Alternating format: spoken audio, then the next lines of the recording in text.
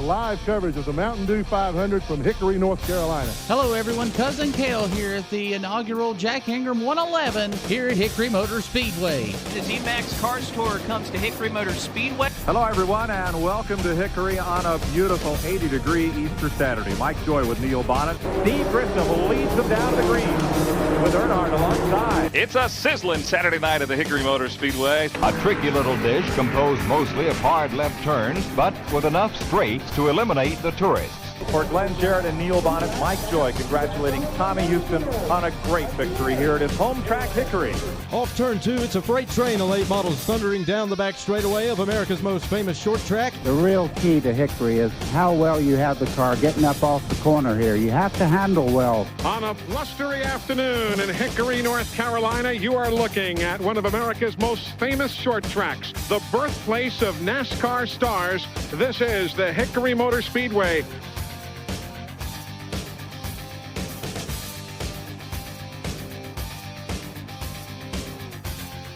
What's up, everybody? Welcome back to America's Most Famous Podcast here on the Hickory Racing Network. I'm Bryson Davis with my broadcast partner, Kel Lineberger. Kel, what's up, man? Hey, man. Good to see you today. Good to see you, man. I didn't get to see you this weekend, so it's good to be able to reunite with you here on this podcast, man. Well, you definitely missed a great show. We had a one more good show, and the great news is we have two special guests for tonight. Didn't have one on our second podcast. We're going to make up for a little bit of lost time, so to speak, and talk a little bit about what happened at the racetrack over the weekend. We had the Baby Grands. They came back for their first time at the Speedway this weekend. Good to see them. We had twin 40s for the late models. The Paramount Auto Group Limited late models had a new first-time winner. We'll get more in-depth with that a little bit later on. And, of course, we had the street stock guys. So it was a really good weekend of racing. The weather could not have been nicer. Didn't really get that cold until way after the race had been over for a while. But we'll kind of roll right into things here. The Baby Grands, again, moving back into town. Had 10 of those cars coming in town. And in qualifying, Jake Tretow and Danny Trent, no surprise there. Those guys were the two that sat on the front row last fall when they came into town. And, man, what a show they put on. Couple little incidences with wreck. Nothing real crazy. Nobody got hurt. Those cars are small, super adjustable, much like a late model stock. But Danny Trent in the number 2 coming away with the win on that one. Yeah, so I'm kind of jealous. I really hate to miss a race, man. I was it just worked out, some things in my life that I was doing. We got rescheduled back when we had all that snow back in January, if you remember that. So that's when I was supposed to. I'm a big bluegrass fan. I guess I'll just tell the world that I love bluegrass music. So I was stuck. In January, we were set to go to this show, and it was my favorite band, favorite group. And so we were supposed to go in January, and then it snowed. We had all that snow, man, and it pushed it back. And so I had to miss the race for that, and I hated to do that. But I did get to see some familiar faces down there, though. I know Reverend Jim wasn't at the track on Saturday night, but I know where he was because I was standing in the line at this show, and we were getting ready to go in, and this guy gets out of this car, and he's got a little lady with him, and he walks up, and next thing I know, I said, "Oh my gosh, this is Reverend Jim." I just couldn't believe it that we were at the same place, And so anyway, he said, "Man, we're in the wrong place." And I said, "I know, we're not supposed to be here." He said, "I know they'll be all right without us," but we was talking about how much we missed it. But I did see, there was a good race. I hate I missed the Baby Grands because I'm sure that was pretty fun, but it was an exciting night, it looked like, and I really hated to miss it. But tell us a little bit more. So what went on throughout the rest of the night? So the Heritage found at Street Stocks, we had 6 of those on tap. John Reynolds getting his first win of the season. His son ran second to him, Johnny Reynolds, and Marshall Sutton were your top 3 podium finishers. Trey Buff, Steve Smart, and Jonathan Goodwin round out the field. We're going to have Marshall Sutton a little bit later on tonight. We're pretty excited about having him on here. First weekend that he actually brought the new car out, so that was a pretty big deal. and had a chance to talk to him then about it, and he's excited to tell us more about that. The Paramount Auto Group Limited Late Models. We had a new top qualifier, Wyatt the Thriller Miller, the Statesville, North Carolina native, 4th-generation driver at Hickory Motor Speedway, sat on the pole with an identical time to Zach Bruinger. And we're going to have Wyatt Miller on the show here coming up next in segment number 2. And Wyatt Miller also, first-time winner in the Paramount Auto Group Limited Late Model. That young man was so happy, so excited to come away with his first win. Aiden King, Hudson Sharp, Trey Burke, and Walter Jenkins making a big comeback this week. That's your top 5 in the limited late models. The late model division had 7 of those this week. Charlie Watson setting it up on the pole. Once again, no surprise there. He's been having a strong car all season long so far. Charlie also getting a win in feature number 1. Charlie Watson, Michael Bumgarner, Blaine Harrison, Thomas the Mean Bean, Mason Walters, Skylar Cheney, and Graham Holler. And of course, when we have less than 10, we go ahead and invert the top however many we have. So racked them up, did it again. Graham Holler comes away with his 2nd win in the division this year. Michael Bumgarner rebounds to a strong P2 finish. Thomas Bean finishes in the final podium spot, followed by Charlie Watson, Blaine Harrison, Mason Walters, and Skylar Cheney, who did not finish. Yeah, man. Well, that sounds like a pretty good night of racing. You said 2 names there that I think we've kind of got an early chase for the track championship, and that being Graham Holler and Michael Bumgarner. You know, Michael did it last year, so he knows how to get it done. Graham makes the jump this year from a limited up to the regular late model there, and so that's going to be fun. I think it's kind of painting the picture for a pretty big storyline. That's going to be a lot of fun for us as fans to just follow along and see. And every competitor you named, you know, they've all been competitive throughout the first couple of weeks of the season. And so I think, man, it's we've already had a lot of good racing, but it is going to be one heck of a year at Hickory Motor Speedway. It's going to be good. I'm going to try to get us some points and kind of how things are falling so far, and see if we can't kind of incorporate it maybe into week 4. You know, kind of after, I feel like this coming weekend we'll get a kind of a little better idea of where we're gonna end up. Yeah, man. I think that'll be cool. We can update the points and follow along where they go throughout the season. But yeah, man, exciting stuff. Great stories, a lot of great drivers, good teams, and a lot of fun at Hickory Motor Speedway. So that's awesome, man. All right, so we're here with our first guest segment of the episode, and we've got race winner at Hickory Motor Speedway last weekend, Wyatt Miller, on the show with us. Wyatt, how are you, man? Good. Doing good. Well, it's good to have you on, man. You've been doing a lot of good things in your second race at Hickory, man, coming out and getting the win. First off, just kind of a raw reaction, man. How does that feel? Well, I didn't expect to win. I just wanted a top 5 finish. It's definitely a big deal to win my second ever race against the best limited late model racers around. So yeah, it was awesome. And tell us, what did it mean for you to, you know, you're a 4th-generation racer. Of course, you know, your great-grandfather, Ralph Earnhardt, Dale Earnhardt Sr., of course, and then your mom also raced at Hickory Motor Speedway. So what does it mean to you to get around a track like that, you know, your family has a lot of history at?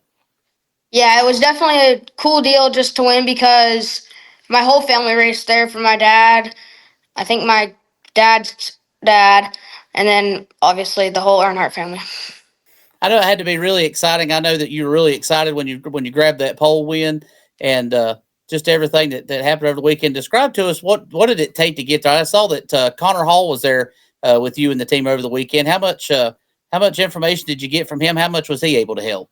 Yeah, so he was definitely one of my biggest helps. And then Ernie, my spotter, obviously. But it was just amazing to get the pole. I didn't expect to get the pole. I was like, if we get a top 3, that'll be good. And then a solid top 5 finish. But to tie for I think our 4th number beat him by 1. Yeah, it was really close. I know whenever I was checking with the guys in the tower up there, I said, you know, how are we going to determine who who's the pole winner, she said, like, well, mine goes to I can't remember if she said the 4th or 5th decimal place. Yeah. And you got it by just a couple small ticks. Yeah. It was definitely, I didn't know, because I didn't know how it worked. I just was like, man, I hope I get the pole, because I don't really want to start on the outside. I don't know. It was cool though. Yeah, man. So, you've been racing for several years now, and you've got a lot of experience. I know you've done a lot of stuff on dirt. Yeah. So talk us through that. Like, how does this, for you? I know racing's in your family, on both sides of your family. So you've got, that it's kind of a hereditary thing for you, man. But just walk us through that. Your early racing, and how does that kind of translate into what you're doing now on pavement? So I started in beginner box stocks and box stocks, and it's that's on the dirt, like small tracks, and then I moved up to the micros, and I still run micros. I've been running micros for a while now. I've only ran probably 6 or 7 legend car races, and then got in the late model and did my first race. I did finish second, so that was pretty good, and then won my last one. Yeah. So is there what's some I'm just, I'm not a driver, so I always like to ask, about technique and strategies and things. What's the what are you changing? Are you changing anything as a driver to make that move from those other type of cars into a limited late model? What kind of adjustments are you making within yourself, or are you kind of applying that and carrying that over and kind of using that in your jump over the pavement? Yeah, I think every car helps. I mean, just entering the corner helps me, like in the limited car, because I've ran a micro and I know how to like get to the apex of the corner and get off the corner better. So yeah, I mean, all cars help you in any car you race. The legend car just helped me with the asphalt experience and stuff like that. Well, I definitely am super excited. What would you say if you had to pick one car that you have had experience in so far? What's been your favorite? I don't know. The micro and the off-road truck in the late model are definitely tied for my first. That's well, awesome. Definitely getting that win in your second try. That's definitely got to be special.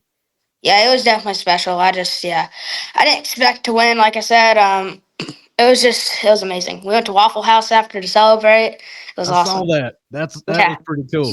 That was a cool deal. That'd be a little bit of a tradition for you there. You pick up some more. That's awesome. So obviously, man, you're a racer. You love to race, but what else are you up to? What else do you like to do in your free time? So right now I'm in the process of building a pit bike track with my skid steer. So that's taking up a good bit of my time and just getting that dialed in. And then I like to play iRacing and video games like that stuff. Yeah, man. Well, that's cool. The iRacing is how much do you do a lot of practicing and stuff on iRacing? Well, I'll ask you this. Before you came to Hickory, how much did you run Hickory on iRacing? Probably 2 weeks before I started and did it every day. Yeah, man. I think it's awesome. That's that's a good tool, man. That's yeah, cool. because especially I think they scanned our JRM late model, so it's kind of like the same feeling, especially just running Hickory. Yeah, yeah. So you can take that thing. I mean, you can. Yeah. There's a ton of tracks on there. Like as you go on and maybe even race at some other tracks, it's just like you can jump in that thing and in 5 minutes you're there. And I mean, that's just cool. I think that's awesome.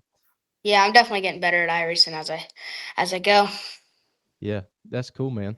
Well, so you've won a race at Hickory now, and you're making a great career. I mean, you're young and you're doing a great job. I would say, I would ask you this: what goals are you trying to get out of just this year as you're starting your move to late models? So I don't know how many more late model races we're going to do, but I just want to have a consistent finish in those, keep the car in one piece. And then I'm also running the off-road truck this year with Ryan Beat Motorsports.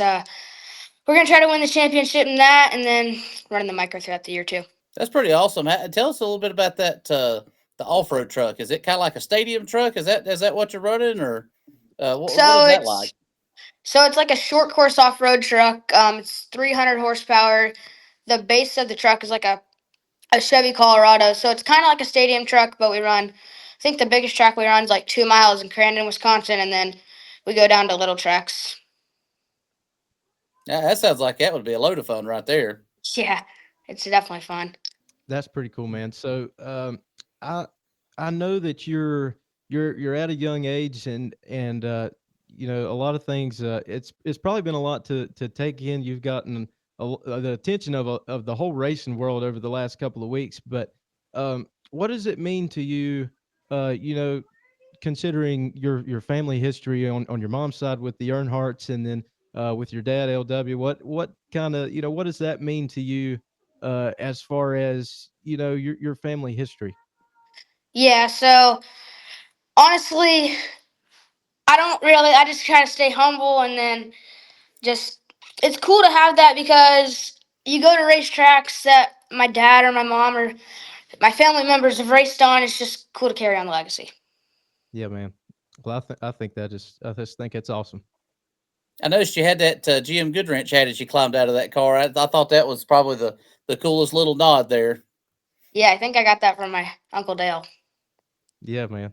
What does Dale say about all this? I know listening to his podcast last week, they were talking about you and talking about you doing a good job.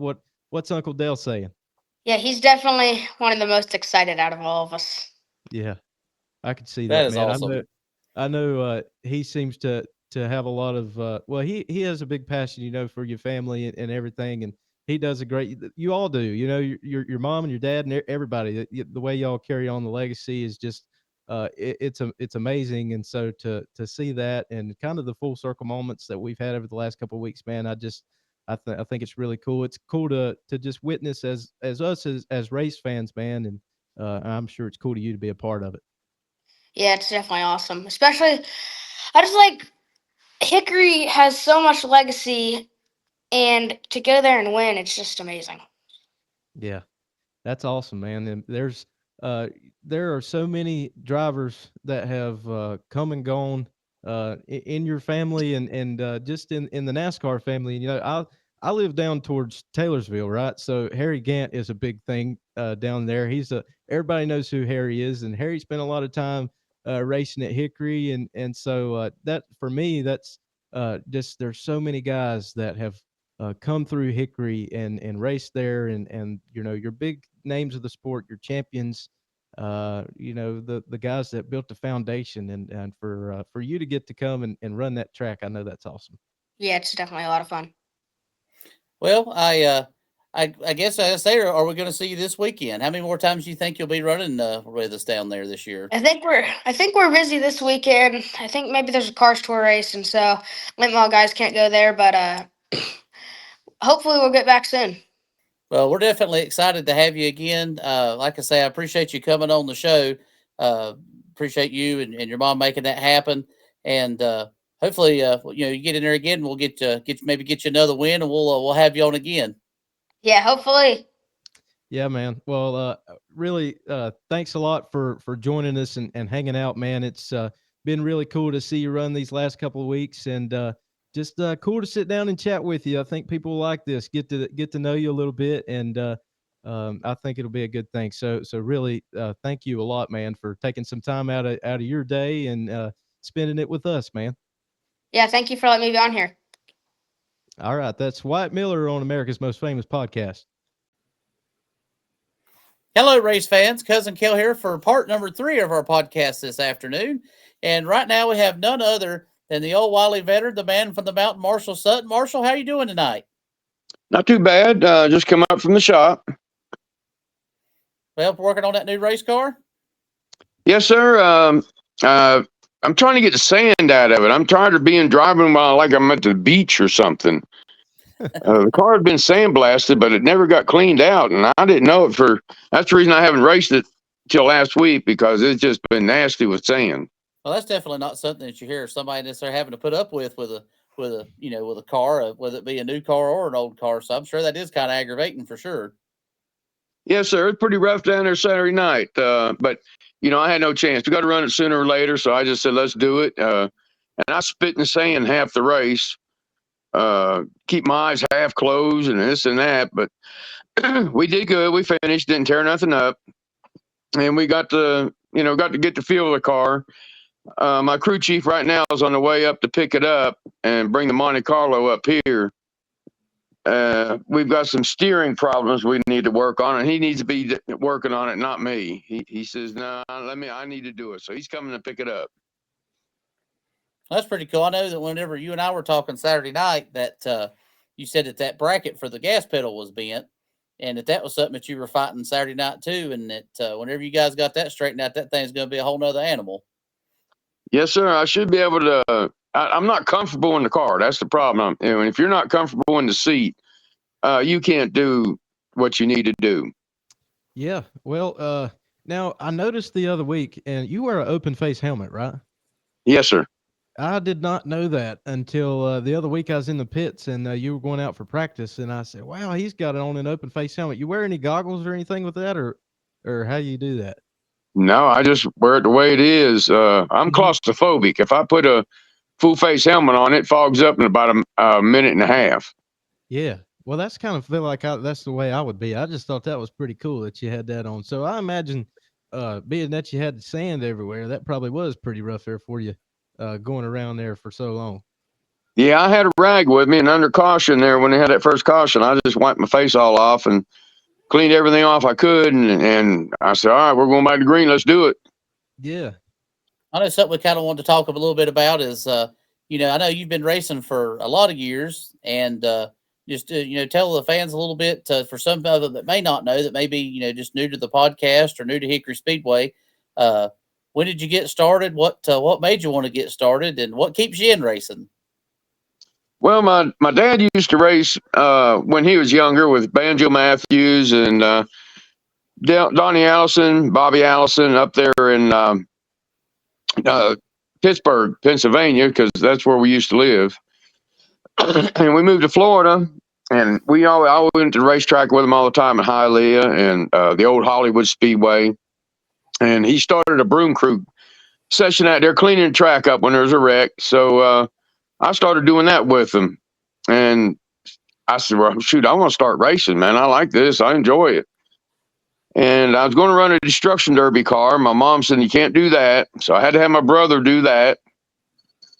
And I said, "Well, so after I turned 16, it's on." So as soon as I got 16 and got my driver's license, that's when I started. And that was October 16th, 1967. And you've been at it ever since? Yes, sir. All but 1 year.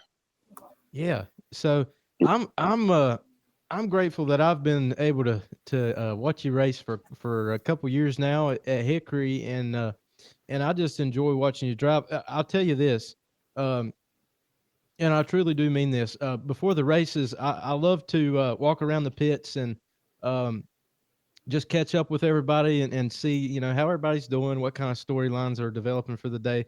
But my favorite part about that little trip that I make around the pits is when I stop over there at the 64 crew and get to talk with y'all. I enjoy I seriously do every Saturday night. That's my favorite thing. I enjoy coming over there and chatting with you, and because you gotta, and as far as the drivers, you've got a lot of details that you talk about how your car's doing and what you're doing to it and throughout the race and how you're preparing for that, but just what you've been up to, and man, I look forward to that every week. But I'm grateful that I get to come out there and watch you race, and man, it's just a lot of fun.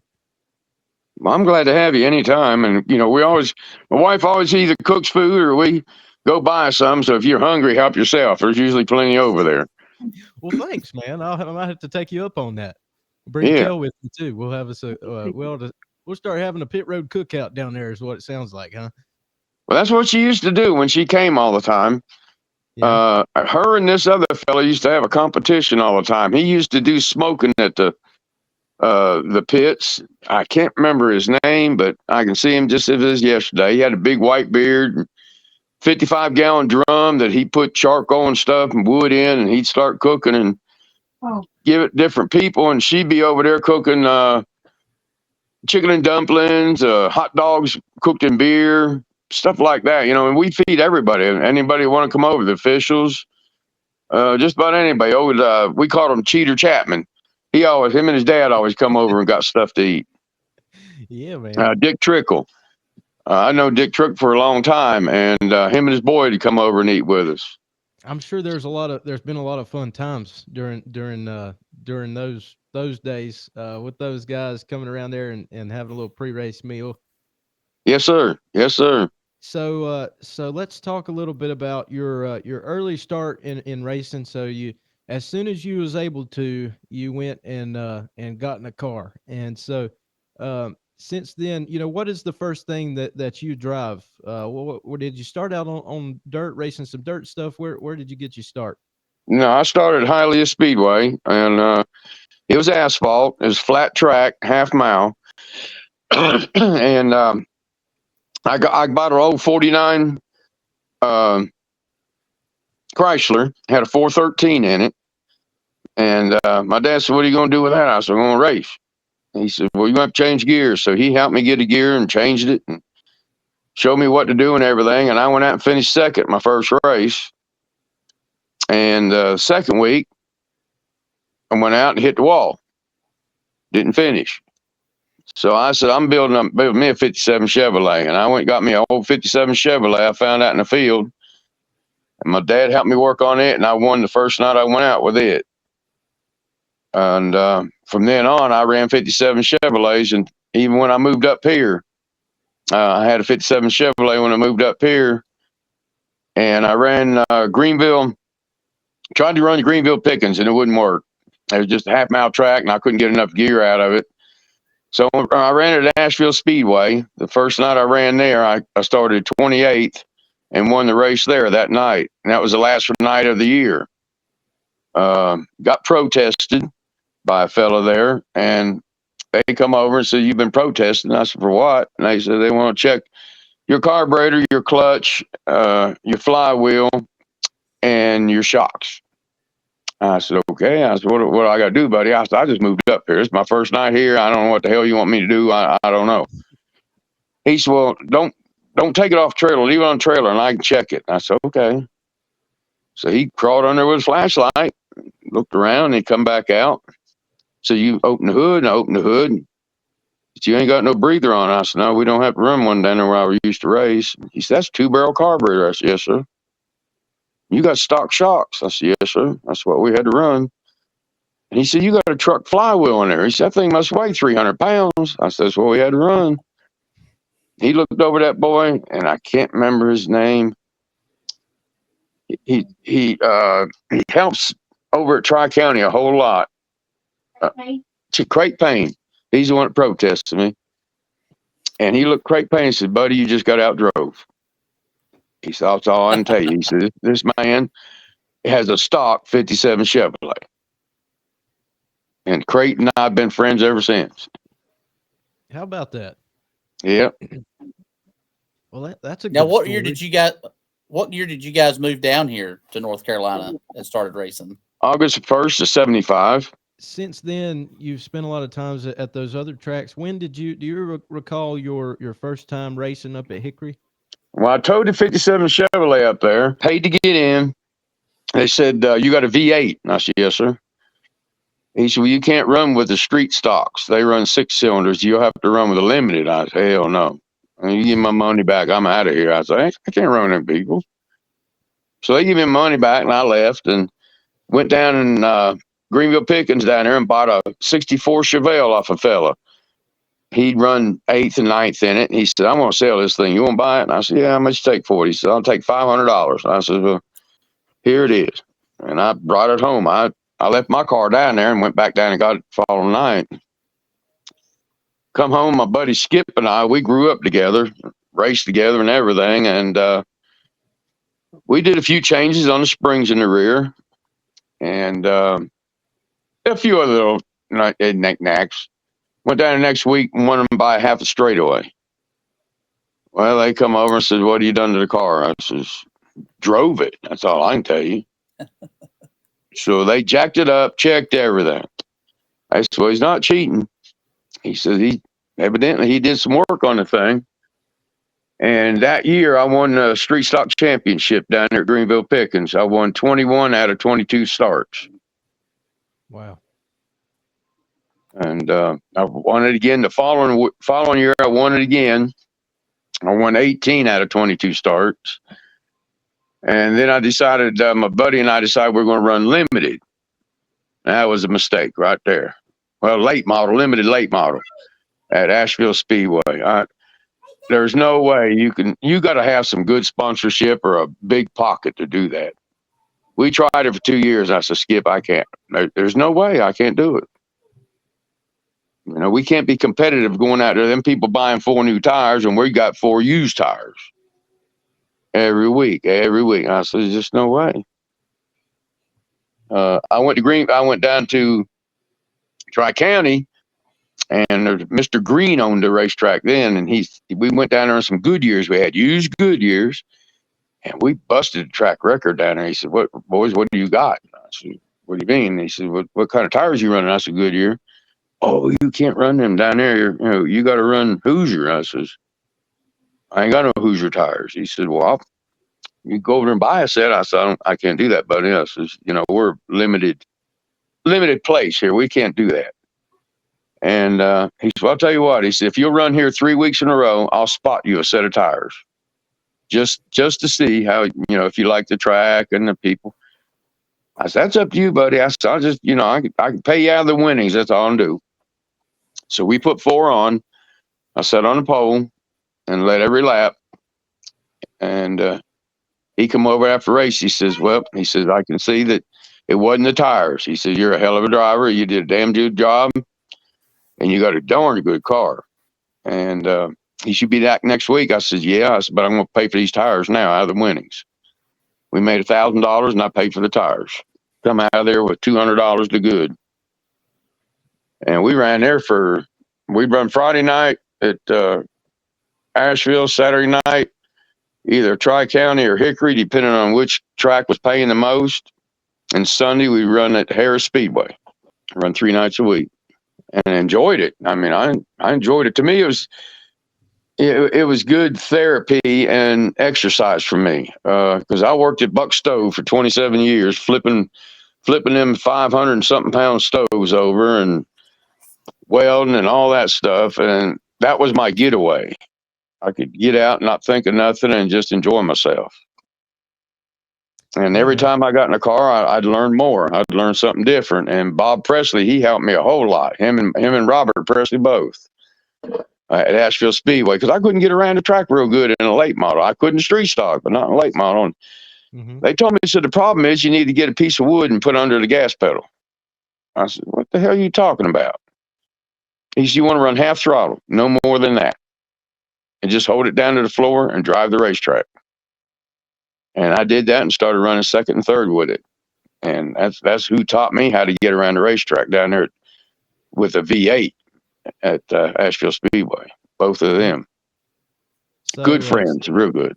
Yeah. So you had a little bit of help from the Presleys there and kind of showing you that. Who else? And I'm just curious about this. Who else can you think of over the years that's been with you and helped you out? Let's see. Well, my buddy Skip, he liked to drive some, but he mostly liked to set the car up and watch me drive it because we're a good team. But he's moved on since then. And I was at Hickory one night, and I needed a spotter, and I didn't have one. And they said, "Well, Marshall, you've raced for years, but you got to have a spotter. We can't let you go out." I said, "I understand that." I said, "I'll just put it on the trailer. No big deal." And he come walking over. He said, "Hey, buddy," he says, "what's the problem?" I says, "I need a spotter." He said, "Well, I'll spot for you." He said, "Really?" He said, "Yeah." And I said, "Okay, man, no problem." And all I had was a 2-way radio, CB radio. He said, "What the hell you got here?" I said, "This is all I got, man. CB radio. You just talk to me on this little CB thing I got, and it tells me what to do." I said, "Now, every once in a while, Hardy's over there will kick in, and I can hear them talking about getting 3 whoppers and 2 shakes and stuff like that. I just ignore it and wait till I hear you again." He said, "I can't believe you. I can't believe this is happening." I went out and sat on the pole and won the race. And he come over after the race. He said, "Look," he says, "I got some old radios at home. Let's see if we can't get some radios in your car." I said, "Well, I hate to bother you. I mean, I appreciate the help one night. He said, no, no big deal. He said, I got some old ones at home. Let's see if we can't fix you up better than this. He said, I heard him cut in twice, a guy ordering a drink and fries and all that. So he helped me there, and we just become great buddies. I mean, we've hit it off real good. And I left my car down there most of the time in his place, so I didn't have to tow it up this mountain. My old truck down there, that big truck of mine, I went through 3 motors, 4 transmissions, and 2 rear ends in that thing. And I bought it in 1979. It wasn't a year old. But this old mountain up there, it don't like this mountain. Every time I'd come up there, you could hear it moan. I don't want to do it. But he said, just leave the car down here. I'll take care of it and bring it to the track. And so we've hit it off good. And that's, like I said, he's coming up here tonight to pick it up. Yeah. On my way to the racetrack, I thought that because I live up towards Taylorsville, right? And I on my way, I see this setup, and I'm like, that looks like Marshall Sutton's truck and trailer right there, and it must be, because this whole time I thought you were driving it down from the mountain, but I must. No, he lives on County Line Road. That's it, man. Over there. Yes, sir. County. So that's where it's at. And the car that we bought for a Camaro, we got off the Smiths about 4 years ago. We were going to run and fix it up, but the car needs a lot of work. And we just, with his time and me not being able to live close enough to him, it's kind of hard for us to get together, because wintertime we can do it, but I have to do it after his fishing's over with and after his hunting's over with. That's his 2 main things, is hunting and fishing. Once it's over, then we'll go to work. Well, I know that's got to be that's probably a little on the aggravating side, but at least I've often wondered that, and I'm glad you brought that up, Bryson. That I was like, man, you guys have to travel, especially truck and trailer and everything. I was like Bryson. I was like, man, that just that's a little bit of a drive to Burnsville. I know in my day job, we deliver parts and stuff up that way, and that's a hefty drive up through there. Yes, sir. Now, like I said, this year here, this car, I don't own this Camaro. Steve Harrison, that owns Heritage Financing, he bought the car for me to drive, and he had a truck at home that he hadn't been using. He says, look, this is a 2000 and something, I forget what I like it, 17 pickup. He says, you tow with this, don't use your vehicle. I might have to use your trailer. I said, that's fine. And then about 3 days before we're getting ready to go to the first race, here he come with an enclosed trailer. I said, well, what's this for? He said, that's what you're going to use to tow down there. And I said, dang, man. He said, I need to use one of your motors till I get a motor ready. I said, okay, no problem. So we're using one of Jeff's built motors for Hickory. And he just got the crate motor back 2 weeks ago. I got it sitting on the floor here in my shop. And my shop ain't nothing like people's shops are. Mine's 3-car, these things you put up to park your cars under. Your like personal cars. Kind of thing. Yeah, the metal things that just, are rounded. Yeah. I took 3 of them put together, which made it 64 feet. Put me some rock down. I worked out of that for about 2 years, and then I finally got some money to pour some concrete, and that's my shop. That's it. I put sides on it about, 10 years ago. Mm-hmm. I got tired in the wintertime down there working and the wind blowing up your butt and everything, Yeah. back shirt and everything, and you're freezing. Yeah. But now that's what I call my shop. Yeah. So I remember Dick Trickle come up and he says, we stopped down there and he says, nice little garage you got here. He said, when we going to your shop? I said, you're standing in it, Holmes. This is it. Oh, me. That's funny. Yeah. He was a character. Him and I got along good. Yeah. Dick Trickle, he was another one. I know in our Flow broadcasts, Dick is featured in there on our open that we've got. And, he's another one. A lot of history with him at Hickory Speedway. Yes, sir.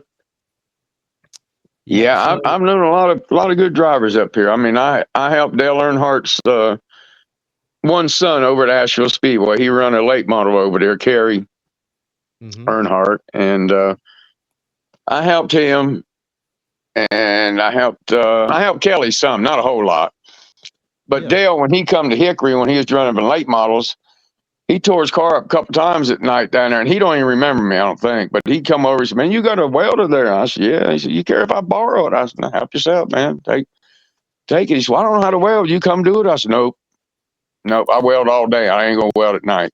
I said, "You take and do what the hell you want with it and bring it back." Yeah. But So I know he Kelly don't remember it. He's got a few of my shirts and stuff, but Yeah. Well, that's pretty cool.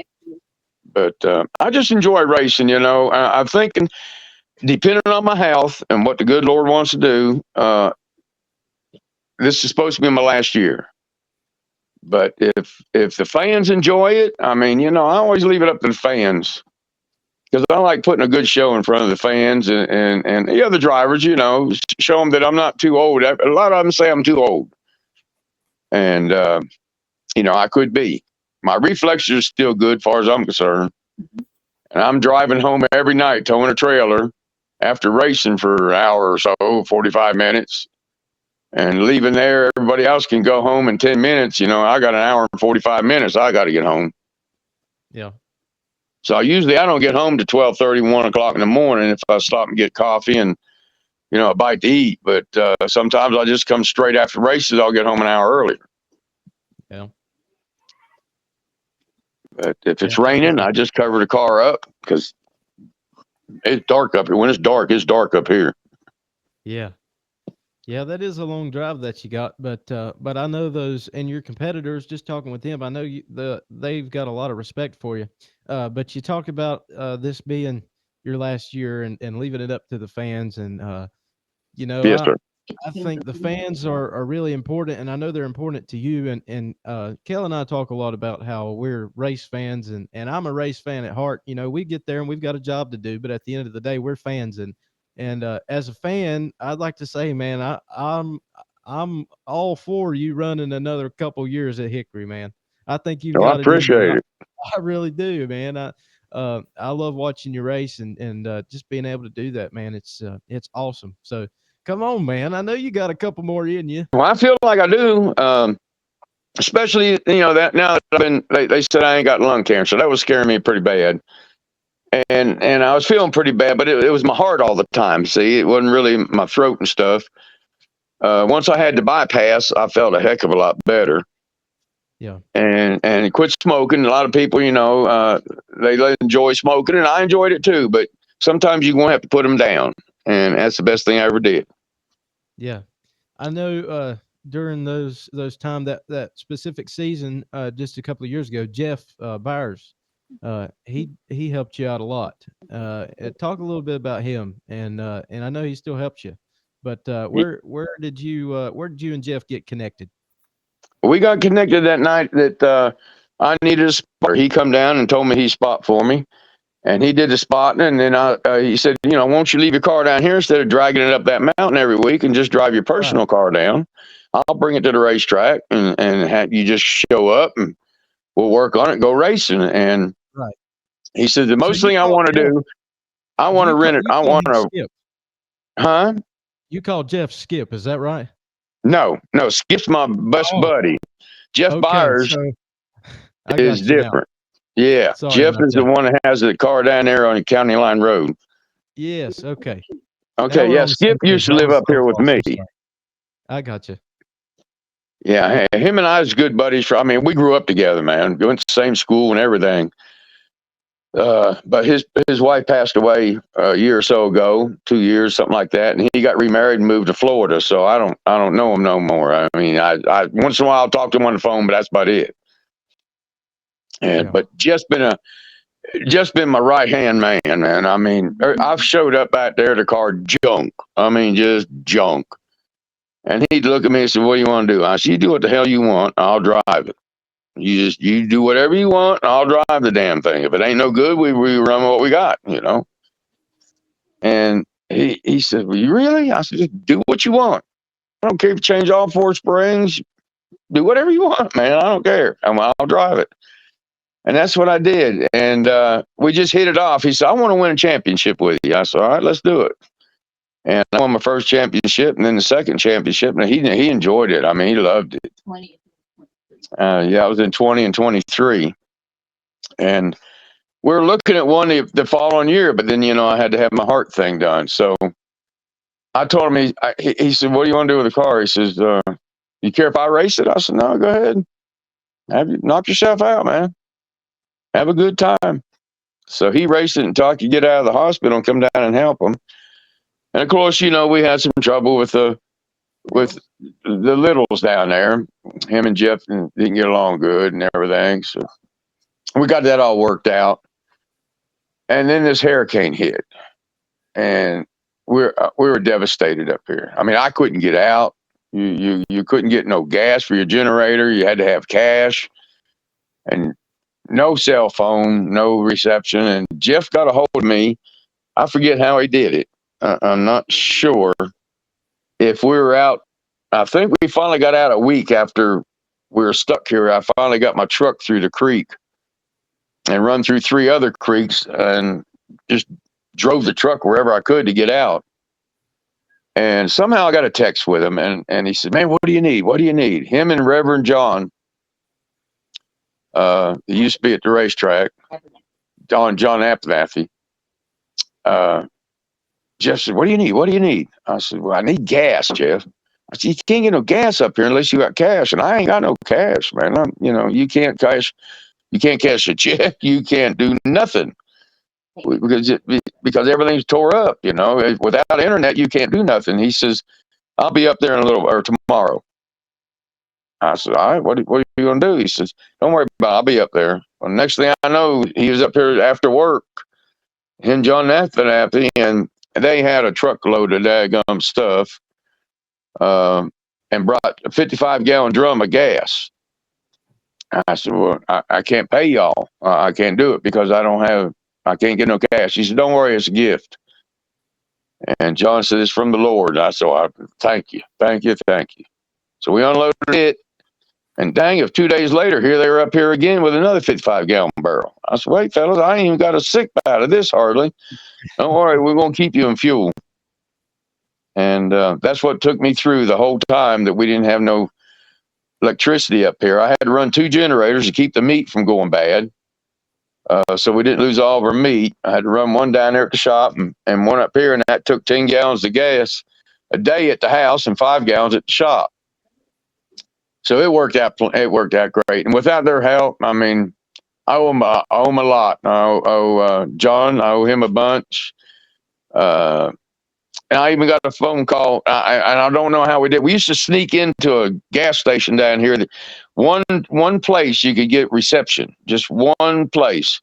And we'd slip in there and turn the car off and act like we're not in it and lay down so nobody know we're in it and talk on the phone. John, J&M Motorsports called me, John Michalowski. He said, Marshall, I finally got a hold of you. You okay? I said, yeah, man, I'm surviving, buddy. And what do you need? And, I said, well, I'm good. And, he said, where you go? We're going to take it. Well, his son come up and brought us a bunch of stuff and $400 cash. I still got to pay him back on that. I'm going to pay him back as soon as I can get my income tax done.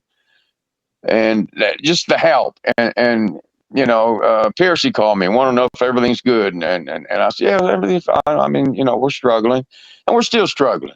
I mean, I wouldn't be racing this year if I didn't have my sponsor.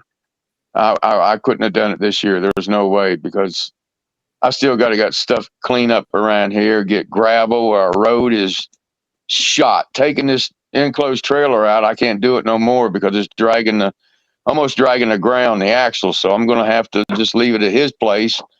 And, if Jeff keeps the car down there, that'd be good. If not, then I'm going to have to drive the car down the road somehow to load it because I can't get it in and out. There's just the gravel's gone.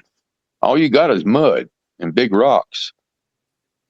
So it's been a struggle, but I want to race. I just enjoy it. It's good for my health, I think. I enjoy it. And I love seeing the guys at the racetrack, a lot of the drivers, The good Lord's with me. My dad, my brother that's passed away. And Bill. Bill Lett. I mean, that fella, I asked him Saturday night. You won't believe it. His wife helps me so much.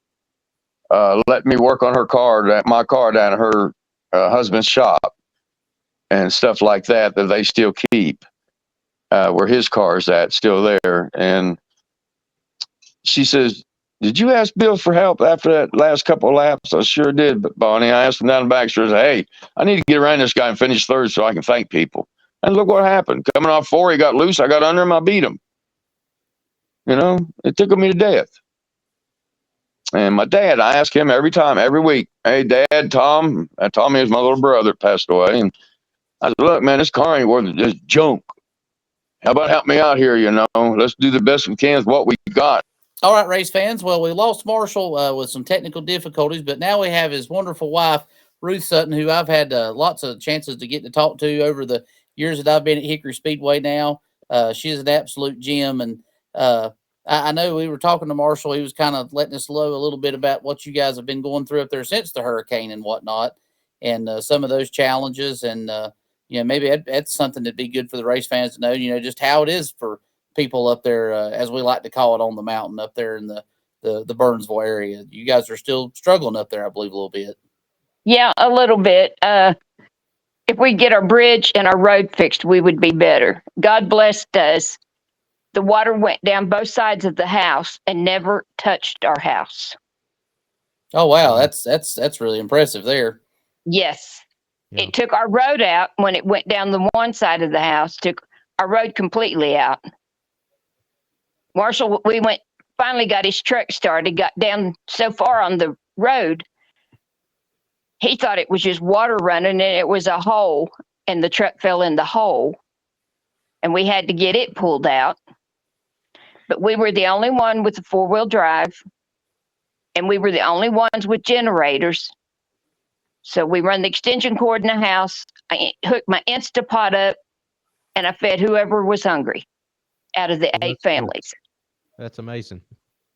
And you talk about feeding people. I know he was talking earlier about how good a cook and stuff you are. Tell us a little bit. You guys have been married how many years now? 52.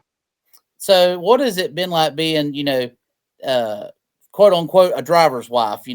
Supporting him through all these years, all these different phases of his life and his racing career.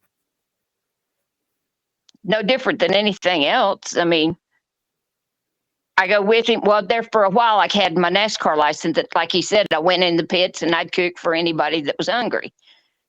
Everybody said, "Do you want any money?" I said, "No, that's my gift. If you're hungry, you eat." I don't go as much now. Health reasons. And I'm getting a little bit too old to be doing that. But I want to start going more this year. I said I can ride down with him of a morning, stay in the pits. When it comes time to go in the stands, go in the stands. They want to know if I wanted my NASCAR license. I said, "Nope, because I can't see the races from the pits. I got to be in the stands so I can see what's going on." Yeah. So what is that like? I know you have to feel pretty proud of Marshall and watching him race all these years, but even in recent years, as he's had a lot of success, winning track championships and a lot of races, how does that feel? Oh, it feels good. I'm so proud of him, and he knows that. But we started dating in August of 68, and we got married in February of 73. So I've been with him since August of 68. Wow. So that's a long time. And you guys have 2 children, correct? 2 or no, just one. Just one, just one. Your daughter. Yeah. Named after her daddy, Marcia. Yeah. Now she's big into she posts a lot on social media and stuff about being at the race and being proud of Marshall and all that he's done. So it's kind of a family deal for y'all. Yes. She was going to race. We went to Tri-County. He rented the track and she practiced and practiced. She outran him a few times, but she had to have back surgery, and that threw a wrench in it, and she couldn't follow through with it. So Marshall had to go work on the race car. So Jeff's up there, and Yeah. They're switching cars out. Jeff brought the Monte Carlo back up here, and he's taking the Camaro down there to work on because he can get the parts down there that we can't get up here. Right. I got you. Yeah, even logistically, it's still a real challenge for you guys up there. Just getting even, let alone milk bread and some of the essentials. It's race car parts. However essential they may be, not always easy to get a hold of when you need them. That's right. He ordered 2 bushings for something today, and they won't be here till Wednesday. At least we've got one good parts store that they will try to get him what he needs. Well, that's good. Well, Ruth, I guess that's going to be about it for that. I would definitely, to close things out, I know when we were talking to Marshall a little bit earlier, I hope this is not the, so to speak, the farewell tour. Yes. I know that the fans definitely don't want to see that, because every year he always says, hey, if you guys want me to come back, you let me hear it. And the crowd is overwhelming. Yes, they want to see him do it. So I'm going to put my vote in. And I definitely don't want to see it as a farewell tour. Maybe not necessarily every week, but if he needs to slow down a little bit. But I'm hoping that we get to see him race for a long time. Yeah, I don't think this will be the farewell tour. I mean, it's just in his blood, and that's all he talks about. Got to go racing. Got to go. I was down there today helping him clean the race car. We had to move the weight in the back. We had to do this. I was right there doing it. That's amazing. I love it. That's awesome. Oh, it's great. A family that races together stays together. That's right. And Bryson, when you're in the pits, there's always homemade cookies. Well, that's good to know. I really appreciate that.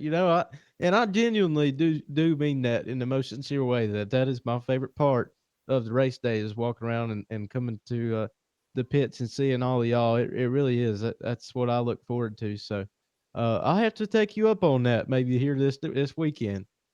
Yeah, I usually make like ham and cheese sliders, or hamburger sliders, just whatever the guys want. Yeah. Oh, that's amazing. I know they're grateful for that. So, well, listen, it's been really good to talk to you. I know we was going to get to talk to Marshall, but I didn't know we was going to get to talk with you too. So it's been a real treat. I'm glad we got to sit down and chat with you a little bit, and hopefully we'll see you this next race. Now, when can we expect to see you at the track? You're going to be there this coming race? When it gets a little warmer. Yeah. All right. Well, we'll look forward to seeing you then. How about we'll look that? for Ruth to make her return in the month of February, or excuse me, the month of April. That's right. There you go. Well, good deal. Well, listen, thank you so much, and be sure and thank Marshall for coming on and for chatting with us, and for all that he does for the Speedway and just for racing in general. But it's Marshall is one of the few guys that has been around for so long and really keeps this thing going in a way that it should be, and so I'm very we're very grateful to know him and to have him on tonight, and I know the race fans are really going to love it and look forward to it and just enjoy it. Well, thank you. Thank you. All right, Ruth. Well, we appreciate you a bunch. Appreciate you and Marshall both being on, and we'll see you when you get to come around. You make sure and stop both of us and say hey. Yeah. Okay, I sure will. All right, race fans. Well, that kind of concludes the episode with our guests there. We had a good conversation with Wyatt Miller coming on and talking about him getting a win this weekend at Hickory and the start of his young career and what I think is going to be a really good career. I think Wyatt has a really bright future. He just in the way that he answered questions and talk, he's very well spoken, and I just think he seems like a pretty good kid, and I think he's going to go a long way. So it's cool to chat with him. Cool to chat with Marshall too. Kel, you've seen Marshall race a whole lot, and I've been able to see him race a whole lot myself. But Marshall is truly one of those guys that is part of the foundation of the sport and what keeps it going around, and it's guys like him that make things so great. So it was good to have both of them on. Yeah, Marshall Sutton and his family. We had Ruth on for just a little bit too, and that's one of those things about grassroots racing. I mean, we kind of said it in the interview a little bit. A family that races together stays together.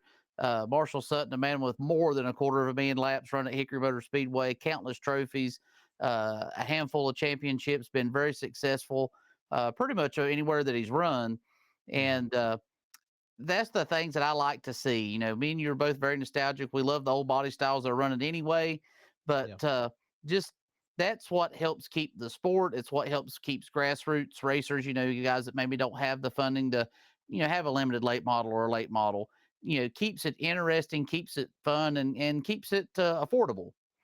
Which, that's those things are very important to, you've got to keep racing affordable to keep people in it, keep people interested. And, one thing we try to do at Hickory Speedway is attempt to do those things and make it fan friendly. That's what it's what all of us want. We're all fans, and we just want to make it want to try to put the best product out there for the race fans. Yeah, man. So moving forward, we've got our next race in 4 days. I'm looking at the countdown on the website right now. It is 4 days, 3 hours, 8 minutes, and right now, when this releases, it'll be less, but 15 seconds away from race day at Hickory Motor Speedway. So that's going to be pretty cool. That's going to be, I think it's Smart Electric night at the races. So Smart Electric, Steve Smart, I'm sure he'll be running there, obviously, and so they do a lot for us and to help us out. So it'll be cool to kind of celebrate them, and we look forward to the racing this weekend. I think we've seen good racing in the last couple of weeks. Obviously, we've got Hickory has a ton of good storylines that the fans are really taking in. Just from my viewpoint on social media, see what people are saying about Hickory and how good the racing's been and just how exciting it's been. And I think we'll see that again this Saturday night. So I look forward to seeing you Saturday and being on the call with you on Flow Racing. Yep, I'm anxious to see it. Again, race fans, join us 7:00. On Flow Racing. You can catch me and the gatekeeper, and we'll have to ask him maybe over the weekend since he's having his night at the race. Maybe we'll see if we can get Steve as a special guest for next week. Steve's got a long heritage in short track racing as well. Raced for a great many years, and I'm sure he'll have some good stories to tell us too. Yeah, man, that's a good idea. So maybe we can do that. I'm looking forward to it. Looking forward to this weekend. Looking forward to next week's podcast. I'm looking forward to seeing the fans' reaction to this one. I think we've had a great show. So, Kel, thanks for doing this again with me. Absolutely. Podcast episode number 3 in the books. Join us next week right here on America's Most Famous Podcast.